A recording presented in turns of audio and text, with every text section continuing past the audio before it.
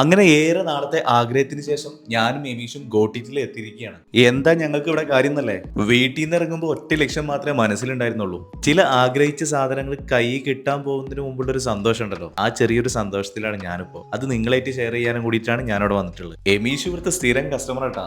ഇവിടെയുള്ള ആൾക്കാരെ നമുക്ക് എല്ലാവരും അറിയാം. ഞാൻ ബൈക്ക് സൈഡാക്കുമ്പോഴത്തേനും ആള് ഷോപ്പിനകത്ത് കയറൽ കഴിഞ്ഞു. ഇനി ഞാൻ വലിച്ചു നീട്ടുന്നില്ല, കാര്യത്തിൽ കണ്ട് കിടക്കാം. എമീഷിന്റെ കയ്യിൽ കാണുന്ന ഈ മുതലുണ്ടല്ലോ, കുറെ നാളായിട്ട് ആഗ്രഹിച്ച ഒരു സംഭവമാണ്. iPhone 70 ഇത് വാങ്ങിക്കാൻ വേണ്ടിയിട്ടാണ് ഞാനിവിടെ വന്നത്. അപ്പൊ നമ്മൾ വിചാരിച്ച സാധനം കയ്യിൽ കിട്ടി. ഇനി അടുത്തത് എന്താ? ഇതിന്റെ മുറ പോലെ ഇതിങ്ങനെ ഓരോന്ന് റിമൂവ് ചെയ്യുന്ന സംഭവം ഉണ്ടല്ലോ, അത് നമ്മളായിട്ട് നീ തെറ്റിക്കണ്ട.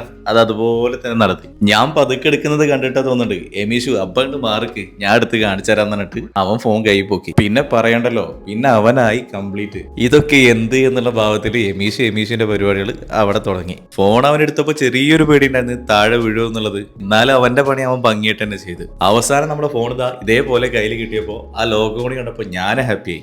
ബാക്കിയുള്ള എല്ലാ കാര്യം നമ്മളെ DD അതായത് ദില്ലു എല്ലാം സെറ്റാക്കി തന്നിട്ടുണ്ട്. എന്റെ അനിയനാണ്, എന്നാലും അവനെ പുകഴ്ത്തി പറയില്ല, സംഭവം ഉഷാറായിരുന്നു. ഞാൻ ഒരുപാടായിട്ട് ആഗ്രഹിച്ച ഒരു സംഭവമാണ് ഇന്ന് കാണുന്നത്. അതുപോലെ നിങ്ങൾക്ക് എല്ലാവർക്കും ആഗ്രഹങ്ങൾ ഉണ്ട് എന്നുണ്ടെങ്കിൽ അത് പെട്ടെന്ന് തന്നെ നടക്കട്ടെ. അപ്പൊ അടുത്ത വീഡിയോ ആയിട്ട് വീണ്ടും കാണാം.